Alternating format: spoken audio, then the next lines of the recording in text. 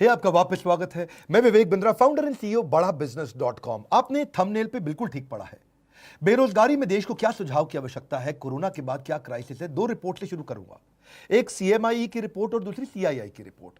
अगर सीएमआई की रिपोर्ट देखें तो 20 अप्रैल तक 14 करोड़ लोगों की नौकरी जा चुकी है, बहुत दुख की बात है। पर अगर सीआईआई का डेटा देखें तो 30 करोड़ लोगों की नौकरी जाने वाली है। 15 मई तक 30 करोड़ लोगों की नौकरी जा चुकी होगी। हमारा देश जो कि बहुत बड़ा है, 137 करोड़ की पॉपुलेशन है। 137 करोड़ लोगों में से 16 साल से ज्यादा की उम्र वाले लोग 100 करोड़ से ज्यादा है। और उस 100 करोड़ में अगर 30 करोड़ लोगों की नौकरी गई और 30% देश अगर बेरोजगार हो गया तो देश की क्या हालत होगी आप समझ सकते हैं। जिस बेचारे की अच्छी नौकरी गई है, बड़ी नौकरी गई है, उसको पहले तो इनकम लॉस हो गया। इनकम लॉस का मतलब क्या है? इनकम वो नहीं होती जो आ रही है, इनकम उसकी सेविंग भी होती है और साथ में उसकी डैमेज टू क्रेडिट रेटिंग, यानी कि अब बेचारे को लोन भी नहीं मिलेगा कहीं से क्योंकि क्रेडिट रेटिंग खत्म हो जाती है। अगर उसका बेचारे के पास कोई बेनिफिट था, ध्यान से समझिए, उसको कोई रिटायरमेंट का बेनिफिट था, ईएसआई का बेनिफिट था, पीएफ का बेनिफिट था, वो खत्म हो गया। एक गरीब आदमी अस्पताल में जाके ईएसआई पीएफ के कारण फ्री में इलाज करा सकता था, वो भी नहीं कर सकता। इंश्योरेंस का बेनिफिट खत्म हो गया। और अगर कोई बड़ी कंपनी में काम करता था तो बेचारे को जिम का, ट्यूशन रिम्बर्समेंट का, दूसरे रिम्बर्समेंट का बेनिफिट तो गया ही गया। सबसे बड़ी बात क्या है? उसको लॉस ऑफ करियर होगा।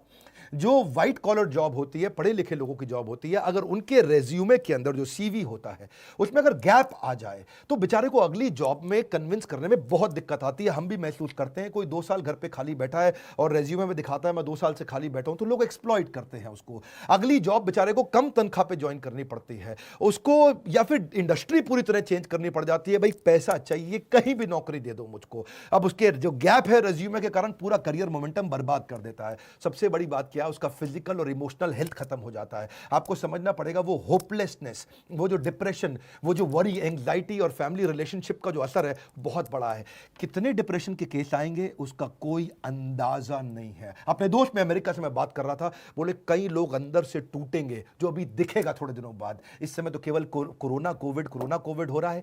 जब ये टूटे हुए लोग बाहर निकलेंगे क्या हाल होगा? ब्रोकन फैमिलीज सबसे ज्यादा इस समय दिखेंगी।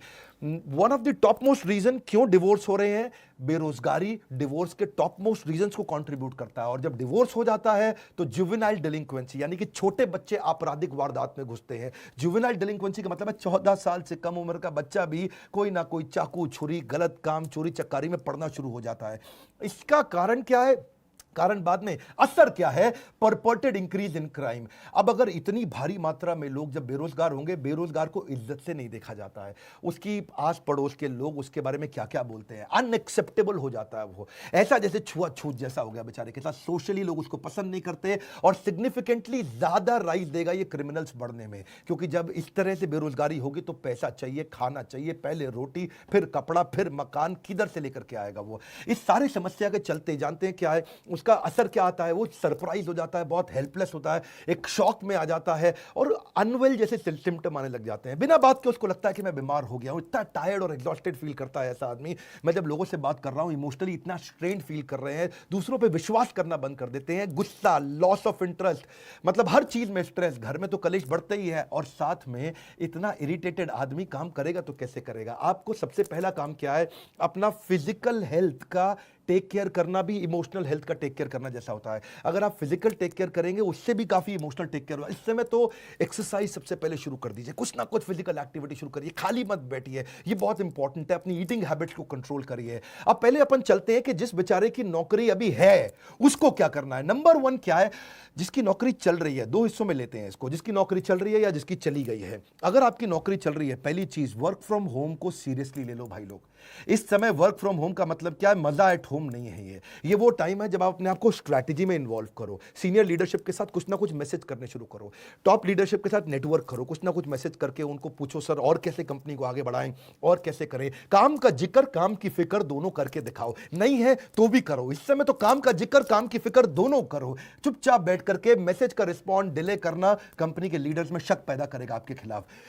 स्ट्रैटेजी में इन्वॉल्व हो, ऑपरेशंस में भी इन्वॉल्व हो। देखो मार्केट में बेस्ट प्रैक्टिस क्या है, पढ़ो उन पॉजिटिव कंटेंट को जहां से लोग बिजनेस को घर से कैसे चला लेते हैं उसके बारे में समझो।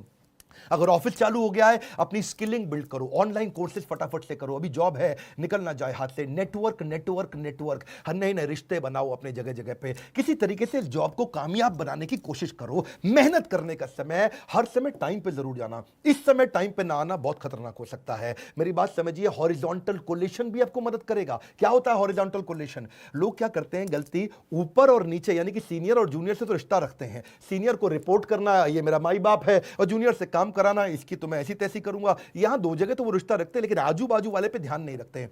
मैं बताऊं, आपको नौकरी से निकलवाने में ज्यादा काम सीनियर का नहीं होता, आपके आजू बाजू वाले का होता है। वही आपके बारे में रिपोर्ट करता है, सर घर में खाली बैठ के तनख्वाह ले रहा है, सारा काम तो मैं कर रहा हूं, क्योंकि उसको अपने नंबर बनाने हैं। इसलिए आजू बाजू में रिश्ते बनाए रखो, फ्लेक्सिबल रहो। नया काम भी आ जाए तो ये मत बोलना इस समय मेरा काम नहीं है, ये मेरा काम नहीं है। जिम्मेदारी की शक्ति को समझना पड़ेगा। हनुमान जी ने नहीं बोला था मैं जाकर के पर्वत से नहीं लेकर के आऊंगा संजीवनी बूटी लक्ष्मण जी के लिए, क्योंकि मेरा काम तो श्रीलंका के ऑपरेशन कोलंबो में रावण को निपटाने का था। उन्होंने नहीं बोला कि भगवान जब आपने ज्वाइनिंग कराई तो आपने मुझको थोड़ी कहा था ट्रैवल भी करो, तुम कोलंबो से काठमांडू जाओ, वहां से जाके संजीवनी बूटी लेकर के आओ। हनुमान जी को जो काम दिया गया वो करा। इस समय हनुमान बनने का समय, फ्लेक्सिबल रहो, कंप्लेन बिल्कुल नहीं करो, हर समय मदद के लिए तैयार रहो और जितना हो सके पॉजिटिव रहो। ये तो बातें थी जिनकी बेचारों की नौकरी अभी चल रही है, लेकिन जिसकी चली गई उसको सबसे पहला काम क्या करना है बता रहा हूं। बिल्कुल मत घबराना, जबरदस्त सुझाव दूंगा आपको। नंबर 1, पहला, थोड़ा फ्यूचर फोकस्ड हो जाओ। फ्यूचर फोकस्ड का मतलब थोड़ी अपनी प्लान कर लो अपने कैश को। आज तक सेविंग अकाउंट में, एफडी में, सब मिला के, गोल्ड सोना गहना मिलाकर के कितना पैसा आपके पास पड़ा है, और कौन से दोस्त और कौन से परिवार के लोग हैं वो कितनी मदद आपको कर पाएंगे, और उससे कैलकुलेट कर लो कितने महीने आप घर को आराम से चला लोगे। इससे आपको रोड मैप मिल जाएगा कि इतने दिन के अंदर नौकरी चाहिए ही चाहिए। अगर आपके पास 4 महीने का पैसा पड़ा है, बिल्कुल मत घबराना, बहुत है, 4 महीने के अंदर अंदर आप दोबारा जंप मार लेंगे। क्यों घबराते हो? कंफ्यूज नहीं होना। दूसरा, इतना पर्सनल मत ले लो उस नौकरी को जाने को।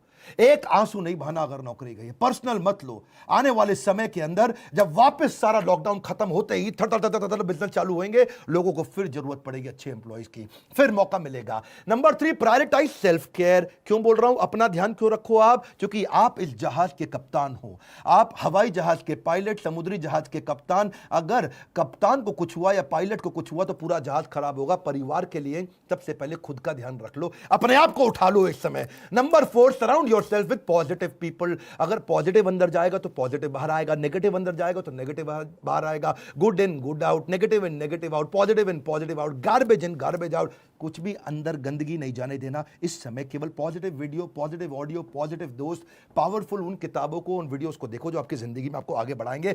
कोई क्राइम पेट्रोल नहीं देखना इस समय बैठ करके आपको। अगला क्या? Tap your old network. जितने पुराने दोस्त थे सबको अपना रिज्यूमे भेजना शुरू कर दो। दोस्त मेरी मदद कर यार, भाई बता यार, जितने आपके लिंक्डइन के प्रोफाइल थे, जो आपके सोशल कनेक्शन थे, जिसको जानते हो सबको रिज्यूमे भेजो। बताओ यार नई अपॉर्चुनिटी ढूंढ रहा हूं, बड़ी जंप लूंगा, बहुत मेहनती आदमी हूं, किसी चक्कर में कंपनी की गलती से मेरी नौकरी गई। अगला क्या है?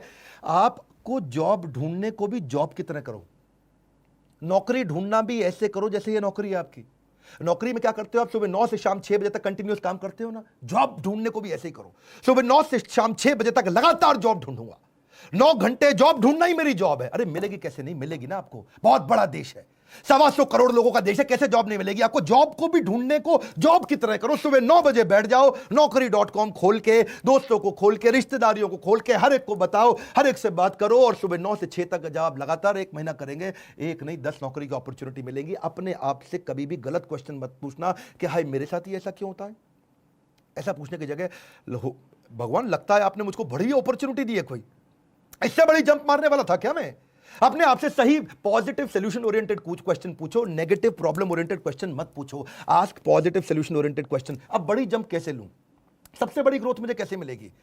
लॉकडाउन के बाद इससे बढ़िया जॉब कहां से मिलेगी?